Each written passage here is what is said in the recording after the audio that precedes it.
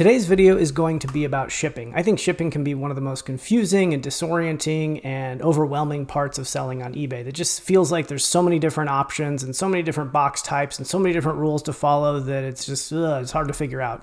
In actuality, it's really simple. I have like 4 simple rules that I follow to ship almost everything on eBay. This is a guide that's more aimed at new resellers, so I'm going to skip over some of the more advanced shipping options like cubic rates. This is going to account for 99% of everything that you want to ship on eBay, and it's 4 easy, simple rules to remember, and so that's what I'm going to focus on. Before I get into those 4 rules, though, the thing I want to say up front is buy your postage through eBay directly.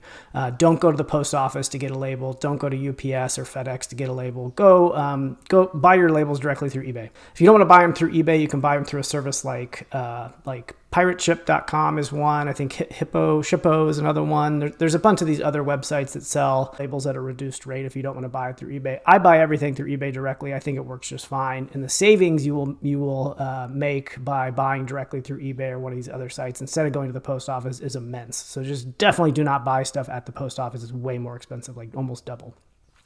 So with that out of the way, I'm going to go through these 4 rules that you can follow to ship almost everything on eBay. First, you want to ask yourself when you're listing something or when you sold something, does it qualify for media mail? So media mail is a reduced rate shipping option with the post office that is the cheapest option out there. It's dirt cheap, and it also is very slow though. So sometimes it can take a long time, and you're limited with what you can actually ship through this service. So it's for things like books primarily, or DVDs or CDs, and anything else that's not that stuff, you can't ship it through there. And I'll put a link in the description for the rules that could say exactly what you can and can't ship through media mail. But if it does qualify for media mail, that is going to be the cheapest option, and you should probably use it. There's situations where you don't want to use media mail, even if you qualify for it, and that is like if the item that you've sold is really expensive, because again, it's going to go really slow. It doesn't come with any insurance built into it, and it could just make a buyer mad if their expensive item takes a super long time to show up. So that first rule, does it qualify for media mail? If it does, ship it through there. If it doesn't, though, the next thing you want to ask yourself, the second rule is, does it weigh under 1 pound? And so if it weighs underneath a pound, under 16 ounces, that includes all the shipping material, so the packaging and the box itself. If it weighs under a pound, it can ship through first class through the post office. So that's the second cheapest option. And it can be as cheap as like $3.50 to $4, depending on where you're located and where you're sending it to, all the way up to $6 or $7 if it's going all the way across the country. But it has to be under a pound. And you can ship it in any box. It doesn't have to be in any specific box or anything like that. You cannot ship it, though, in a box that says priority mail on it. So the post office gives these free boxes. You can get them at the post office, or you can get them at USPS.com.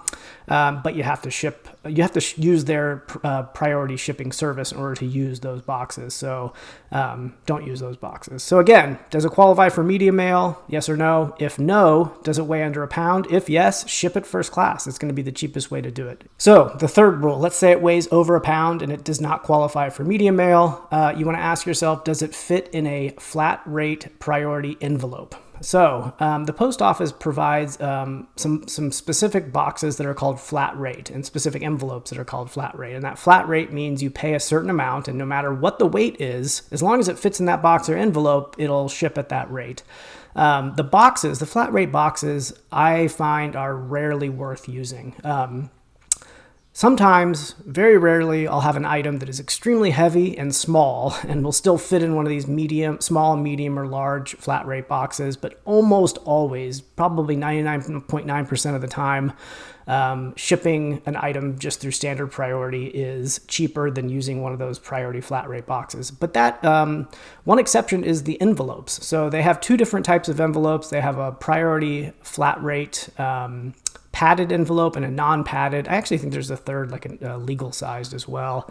Either way, those can be worth it because there are certain items that weigh over a pound, but can, be contorted to fit into one of these envelopes and ship at a flat rate of usually $8 and something.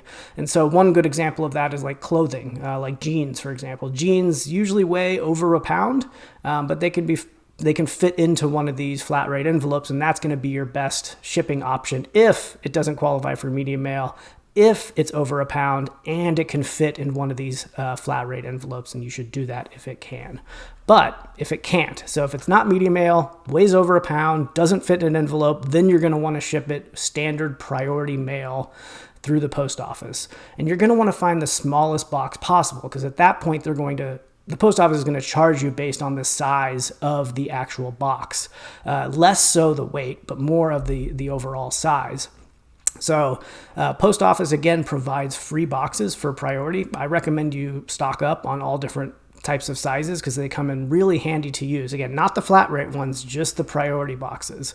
However, if your box is, or if the size of your item is in a box that is over a cubic foot, so over 12 by 12 by 12, then it's likely going to be very expensive to ship through the post office, and you're probably going to find it cheaper shipping it through UPS or FedEx.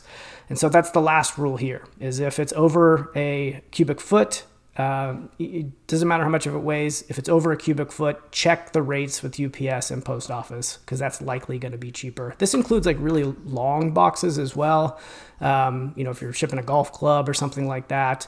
So again, those are the 4 rules that I follow to ship almost everything on eBay. Super simple to follow. Just keep that in your head. Again, what they are is 1, can it go on medium mail? If yes, ship it medium mail. If it can't go on medium mail, then does it weigh under a pound? If yes, ship it through first class. If it weighs over a pound, does it fit in a flat rate envelope box? If yes, use that. If it doesn't, then use the smallest box possible while still, giving it enough padding and making sure you're not going to break an item. Ship it regular priority. If it's over 12 by 12 by 12, if it's a larger box, then plan on shipping it FedEx or UPS. And that's it. Let me know if you have any questions in the comments. Thanks.